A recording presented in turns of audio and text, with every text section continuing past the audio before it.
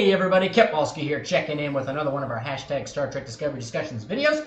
Today we're going to be talking about episodes 1 and 2 of Season 1 of Star Trek Discovery. I know there's quite a few other reviews going around on the YouTubes right now, and also several dozen articles being written about the different perspectives on these episodes, but I'm going to share my thoughts on them. I was just finally able to watch both episodes 1 and 2 back to back just recently, so let's go ahead and jump right into this. So to start off with today's discussion, we're going to go ahead and talk first about the things that I really liked. And we're going to go through quite a bit of stuff, actually. I really did like a lot of things that I saw in both of the episodes. And then we'll follow that up with the things that I did not like. And then we'll cap it all off with what my expectations and hopes for the rest of the season. Okay, so first up, I do want to go ahead and say that I really enjoyed the Klingons in these two episodes. I've been talking them pretty heavily in all of my other Star Trek Discovery Discussions videos, and I've been talking about how much I really like the way that they look. I like the fact that their makeup's a little bit different, but specifically the armor, the way that their ships are, and all this kind of warrior-type architecture look that they're doing with the Klingons. They're making them seem like an ancient warrior race, as opposed to just being like mass-produced kind of mindless warriors, which is what the Klingons have been somewhat portrayed as of recently in Star Trek, canon. So it's fun to see a different side of the Klingons and this more of approach to something a little bit more spiritual. Now, they've always been a bit spiritual and superstitious, especially in regards to Kahless, but it's really nice to see that kind of approach being done in a TOS era. In the TOS era, we didn't really hear too much about their spirituality and the Kahless and all that stuff like that. That was a TNG type thing, and DS9. So it's great to see that in a TOS style era. So I really enjoyed that. I loved all the different things that we got to see with the Klingons. I included the different houses talking, the beacon thing, this weird torchbearer stuff that they're doing. I think that the new Bat'leth looked great on screen. I know a lot of people were criticizing it. I think it looked really good on screen. I loved the way the new ships looked. I love that weird ship that crashed into the Euphora, or whatever it was, the Euphoria or Euphora, I don't remember. The Admiral ship that was there to stop the Shenzhou from hitting an asteroid. It basically just cut the whole thing right in half, and then they went into like a whole antimatter thing. Anyways, that's a different thing. But everything about all the ships looked great. I love the culture that we're already experiencing. And to me, I actually thought the dialogue between all the Klingons and the Klingons themselves were more interesting than the Federation characters that we got introduced with. But we'll get more into that a little bit later. Next up, I really enjoyed the music and main theme. I've already done a video on the main theme. You guys can check that out on the channel. But the main theme that they came up with is really well done, and I really like it quite a bit. And all the music throughout both of the entire episodes was really well done, well choiced. And I think helped just create an atmosphere that they were trying to capture with the show. So really well done there as well. The next thing I really enjoyed was, of course, the space battles.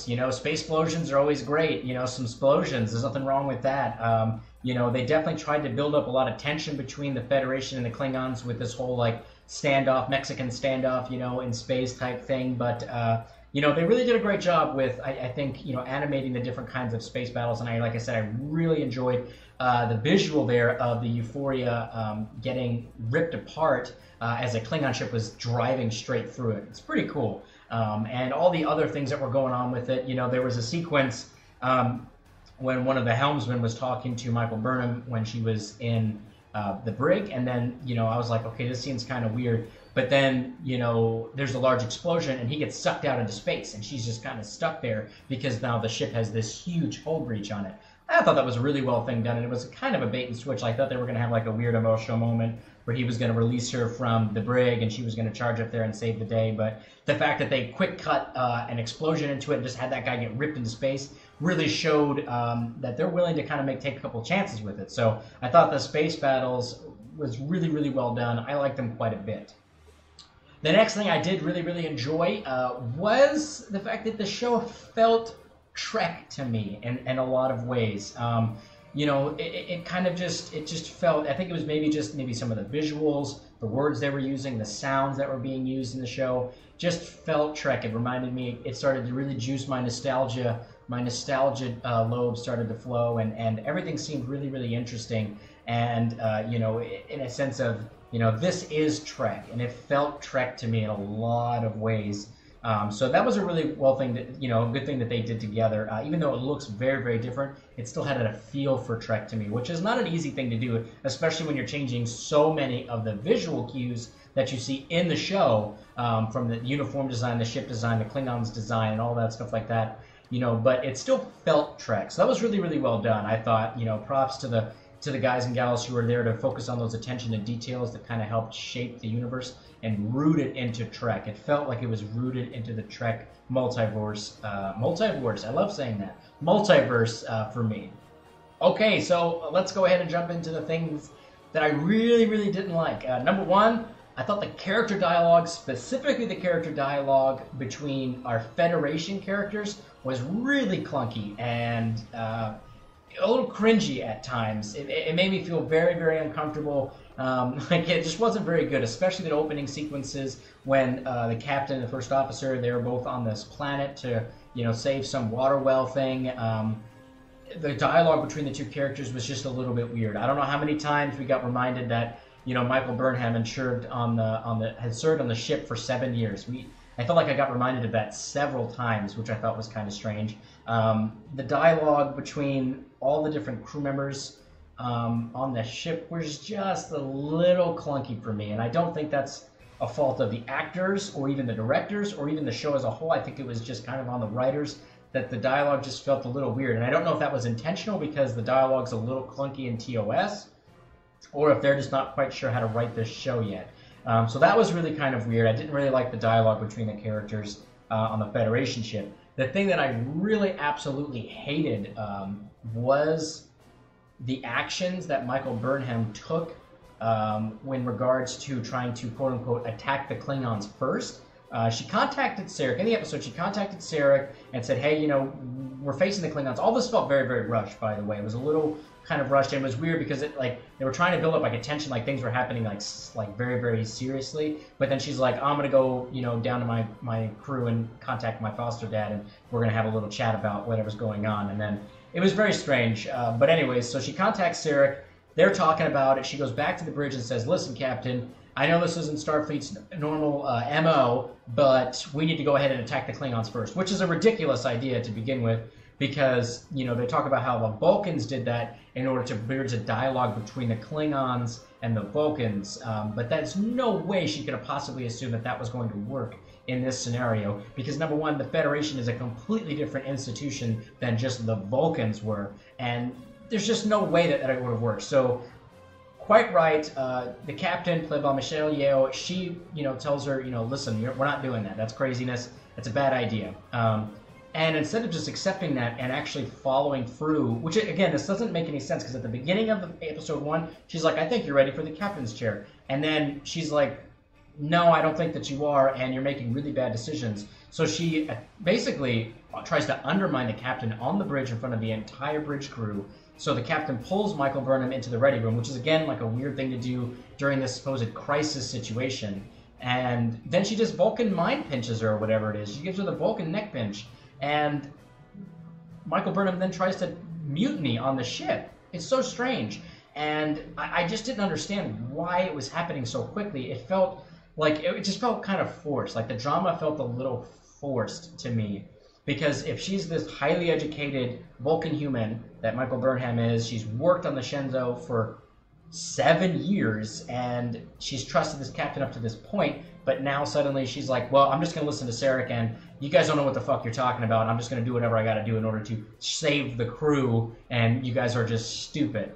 And naturally, of course, the captain comes up, and she, is like, listen, you're not going to fucking mutiny on this ship, and she gets thrown to the bridge.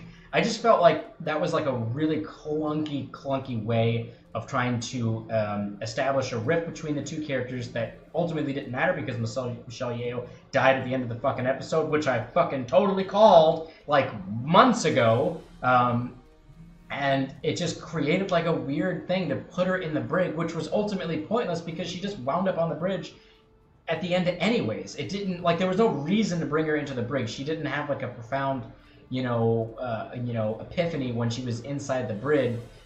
She watched one of her crew members die, then she got sucked into space to get back in to the bridge, and then her and the captain went onto the ship to capture the guy, which she fucked that up anyways because she wound up killing him, and then that causes the war to break out, which is what she recommended not to happen.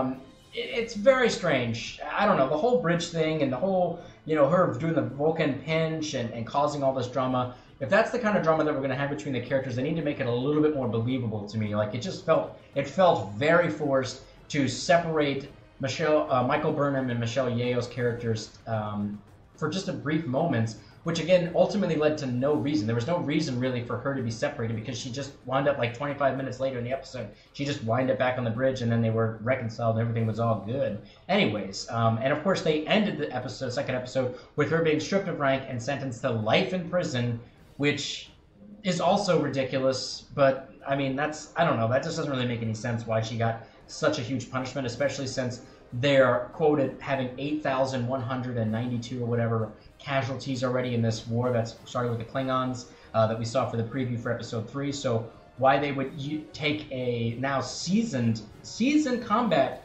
command officer and throw her in jail just because she was attempting to try and stop her crew from being attacked, even though it made no fucking sense. It would make sense for them to penalize her in some way, but I don't feel like they would have thrown her out of Starfleet and into jail. They need all the resources they can get, especially when they're at war and they're losing. No doubt they're going to be losing the war because the Federation is not a warlike culture. They're explored, so they need all the resources they can get. It just doesn't really make any sense. And again, her going into jail and then getting sent over to Discovery, I just felt was just kind of weird drama. And now, based off of the preview in episode 3, it seems like she's like hated in Starfleet. They think of her as the reasons that the war started, probably because she killed Tecumseh or whatever his name was at the end of the episode. I don't know. It's just it just seemed, everything just seems a little forced to me. That whole scenario, especially since it's going to be the grounds for her character development throughout the entire, at least the first season, which is regular Federation crew members don't like her. They should have spent a little bit more time in establishing really why she was rifting and causing mutiny and really doing that whole thing against her crew, even though they kind of touched on it, but it just didn't seem real. It seemed forced to me. But yeah. Anyways, guys and gals, that concludes today's review video. I really hope that you guys and gals go and check out the episodes 1 and 2. My overall ratings for the episode 1 was, I would say, on a scale of 1 to 10, I would say it's probably closer to a 5 or a 6. And then for episode 2, it was probably closer to a 7.5 for me. I just felt like the action was a little bit better, and the direction was a little better, and the dialogue felt a little less clunky. But anyways, that concludes my reviews of episodes 1 and 2. My expectations and thoughts for the season to come. I don't know yet. We obviously get to see the Discovery in episode 3. It looks to me like, based off of the preview for episode 3, that we're going to be introduced to Harry Mudd sometime in the very near future. So I'm curious to see how he's going to be played into this whole thing. So I'm just really interested to see how this is going to kind of unfold. I hope that they get better at the character drama that's going on. I am still not sold on the idea of the drama between the crew members, so if it continues to be as clunky as it was in episodes 1/2, I think it's going to be the death knell for the show, and they need to be getting a lot better at creating that drama and exploring the drama between all the different characters. So we'll see what happens there. I'm still very hopeful.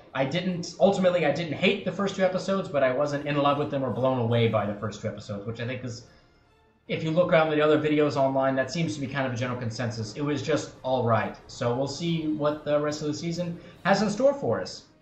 Anyways, and guys and gals, if you found this video entertaining and enjoyable, please throw a like and a subscribe up on the old YouTube. Follow me on Twitter at RealKetwolski, and follow me on Facebook at facebook.com/RealKetwolski. And I will see all of you guys and gals next time. Live long and prosper, my Trekkies!